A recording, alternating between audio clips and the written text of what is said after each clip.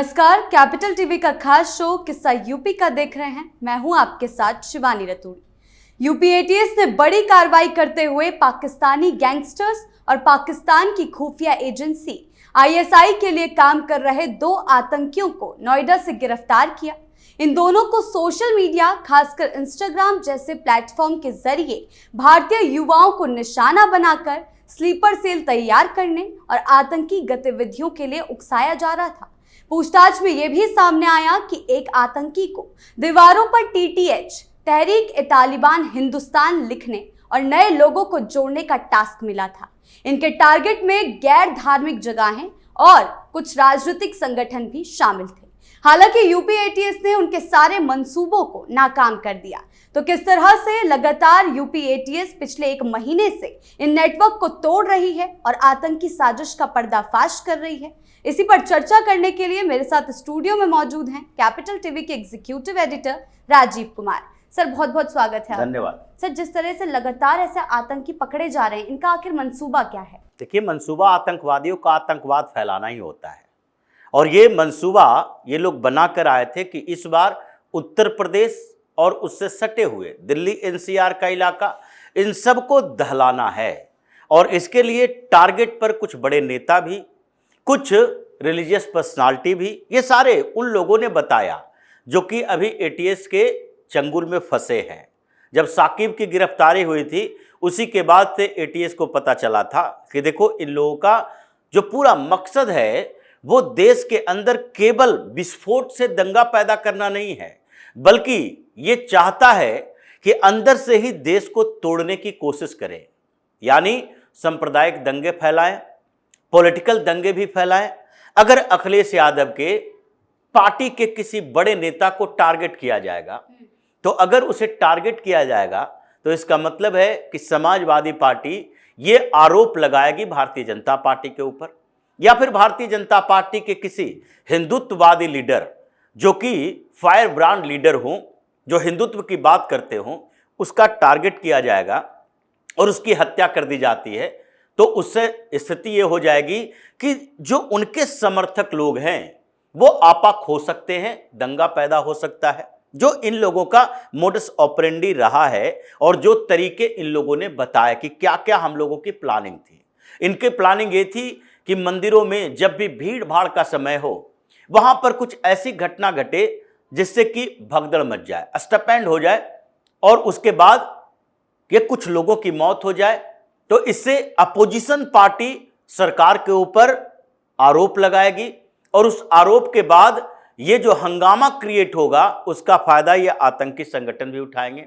इन लोगों ने पूरी लिस्ट तैयार की थी कि पहले रेलवे स्टेशन को टारगेट किया जाना है, कुछ जगहों पर ऐसी व्यवस्था करो कि सिग्नल खराब कर दिया जाए, या वहां पर पटरी में कुछ परेशानियां पैदा कर दी जाए, कोई बड़ा रेलवे एक्सीडेंट हो जाए और एक्सीडेंट होगा तो कुछ लोग मारे जाएंगे और उसमें सरकार बदनाम होगी। ये दोहरे तरीके से इस बार इसका पूरा मोडस ऑपरेंडी था कि एक तो डायरेक्ट हिट करेंगे, यानी कि कहीं विस्फोट किया जा सकता है, किसी का मर्डर किया जा सकता है, और दूसरा इनडायरेक्ट हिट करेंगे, यानी ऐसा दिखाई दे कि एक दूसरी तरह की घटना है, आतंकवादी घटना नहीं है, और उसका इस्तेमाल आतंकवादी घटना की तरह किया जाना चाहिए।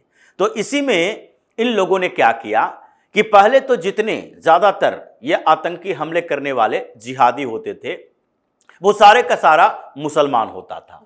यानी दिल्ली ब्लास्ट केस में भी अगर देखा जाए तो सारे मुस्लिम डॉक्टर ही थे। कोई ऐसा नहीं होगा कि हिंदू डॉक्टर जिहादी बन जाएगा। ये सारे के सारे मुस्लिम डॉक्टर ही थे, चाहे फरीदाबाद के यूनिवर्सिटी अल-फलाह में पढ़ने वाला हो, या वहां पर डॉक्टर बना हुआ हो, या लखनऊ से पकड़ाया हुआ डॉक्टर हो। सारे, कुछ कश्मीर से कनेक्शन था और कुछ इधर के उत्तर प्रदेश के लोकल डॉक्टर भी थे। ये सारे डॉक्टरों की जो फौज खड़ी की गई थी वो सारे मुस्लिम ही थे।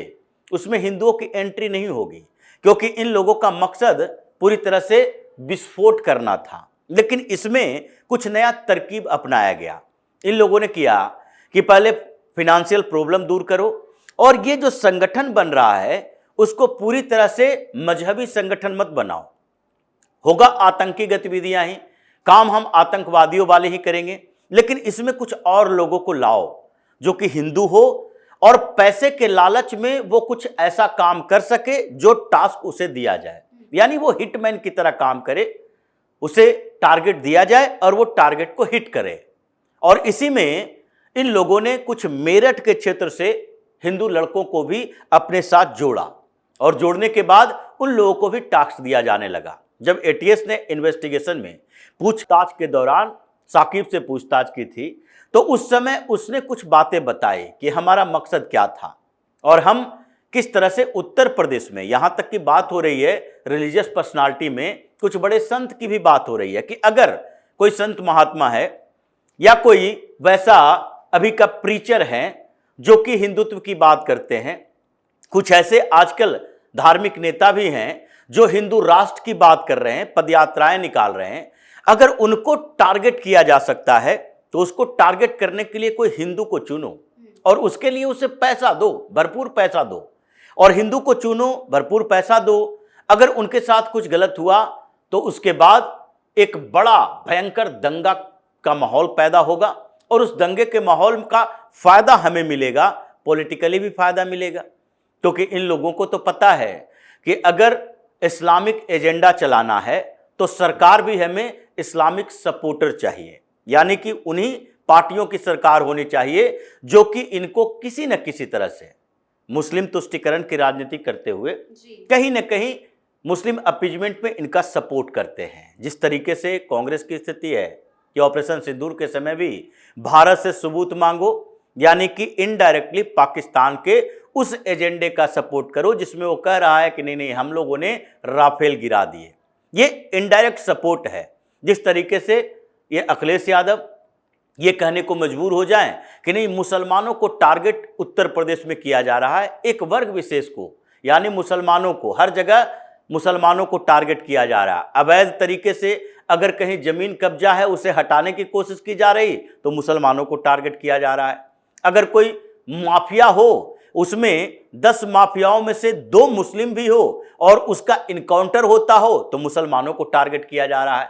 तो ये जो अपीजमेंट की पॉलिटिक्स वाली पार्टियों को फायदा भी पहुंचाना था, तो ये मल्टी लेयर टेररिज्म ऑर्गेनाइजेशन बनाया जा रहा था। उसी में योगी को जब ये इनपुट मिला कि नहीं ये कोई सामान्य तरीके से अलकायदा और इंडियन मुजाहिदीन तरीके से नहीं है, ये सोशल मीडिया में युवाओं का इस्तेमाल यही के संसाधनों के साथ, यही के लोगों के साथ केवल बाहर से पैसा लाकर कुछ नए तरीके से करने की कोशिश कर रहा है। और इसने पूरा रूट बना लिया था। जो इसका मास्टरमाइंड है वो तो दुबई में बैठा हुआ है।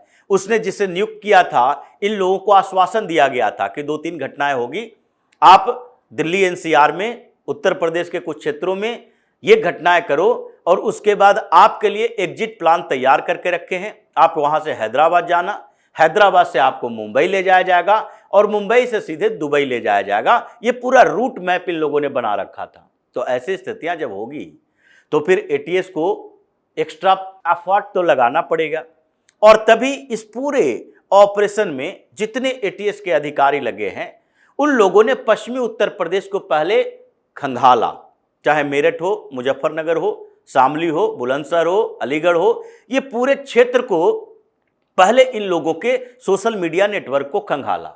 और उसी के कारण आज जो पहले 6 गिरफ्तारी हुई थी, फिर 2 और गिरफ्तारी हुई, फिर अभी 2 और गिरफ्तारी हुई, ये पूरे नेटवर्क जो चेन है उसको तोड़ने की कोशिश की जा रही है। और उसके बाद इतना तो पता है कि लोगों का हैंडलर पाकिस्तानी है, आईएसआई से जुड़ा हुआ है और वो पाकिस्तानी हैंडलर पाकिस्तान से ऑपरेट नहीं कर रहा, क्योंकि जितने कॉल ट्रेस किए गए, कॉल रिकॉर्ड बताए गए, वो सारे कॉल रिकॉर्ड वगैरह में यही पता चला कि जहां जहां से कॉल आता था वो पाकिस्तान का लोकेशन नहीं है, बल्कि वो लोकेशन अरब देशों का है। तो अरब देशों से ऑपरेट हो रहा है।